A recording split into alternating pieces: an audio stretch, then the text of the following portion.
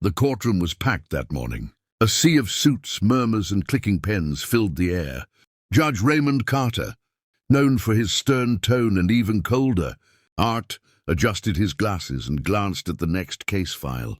Case 247, City of Bridgeport versus Daniel Reed.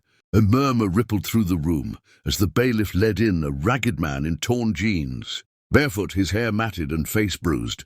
The stench of dirt and despair seemed to follow him. The spectators whispered. The judge sighed.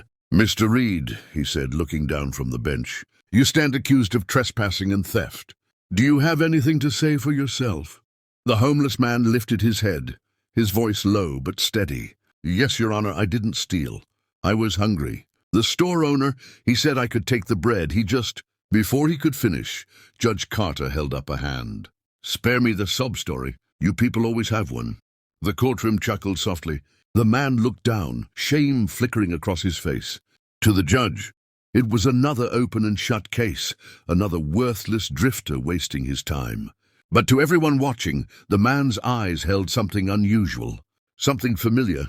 The court clerk whispered to the judge. "Sir, he says he wants to represent himself." Carter smirked.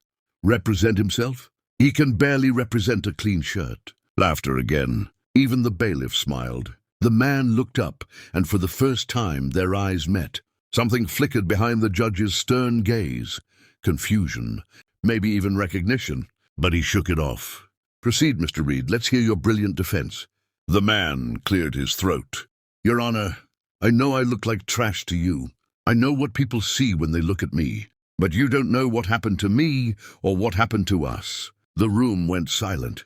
"Us?" the judge repeated, brows furrowing. The man nodded slowly.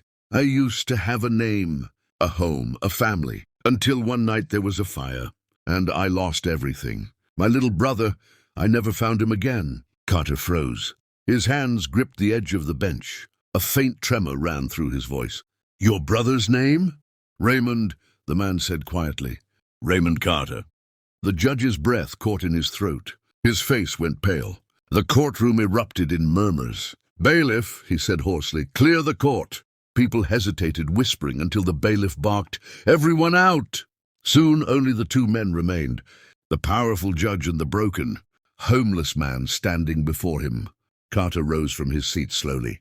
His heart pounded as he studied the man's face, the jawline, the scar above the eyebrow. Memories flooded back. Two boys running through the woods. A fire in the night, screams and a promise, "I'll come back for you." He whispered, "Daniel?" Tears filled the man's eyes. "It's me, Ray. I looked for you for years. But when I came back, they said you'd been adopted by a judge's family." The judge sank into his chair, speechless.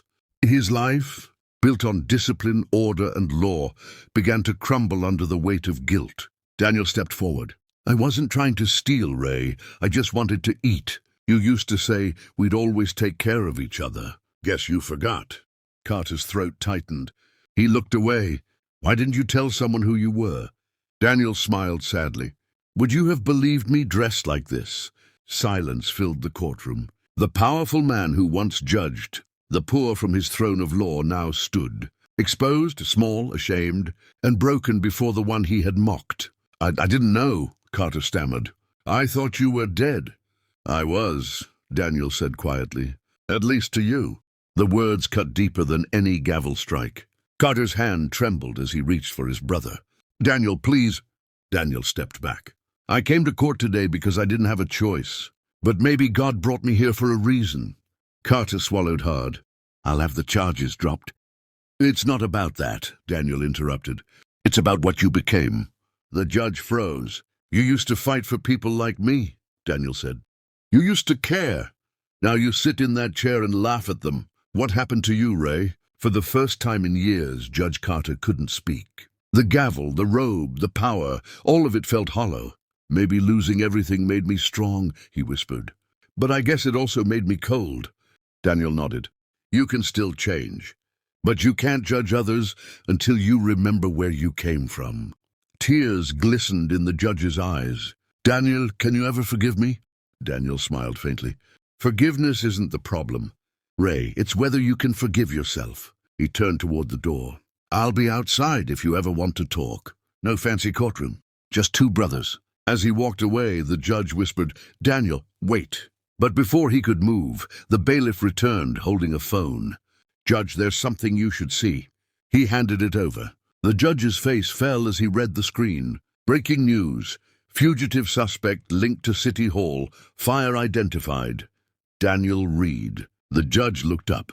"This can't be right." The bailiff frowned. "They say he's wanted for questioning in a decades-old arson case. The fire that killed your parents." Carter's stomach twisted. He stared at the door where his brother had just left. Was this all coincidence or something else? He glanced at the name on the arrest warrant and noticed something strange. The signature at the bottom wasn't from the police department. It was from his own office. His signature, his seal, but he had never signed it. A cold realization crept over him. He whispered, "Someone forged this. Someone wanted him here today." He rushed to the window. Daniel was gone, vanished into the crowded streets. The judge's voice trembled. "Daniel, what are you mixed up in?" His phone buzzed again. A message this time, no name. Just words that chilled him to the bone. "He's not who you think he is. Neither are you." Judge Carter sank into his chair, heart pounding. His world, law, order, truth, had shattered in a single morning. He looked at the empty bench, at his trembling hands, and at the photo on his desk, two boys smiling by a campfire long ago. "Dear God," he whispered, "what have I done?" Even the powerful can fall when they forget compassion.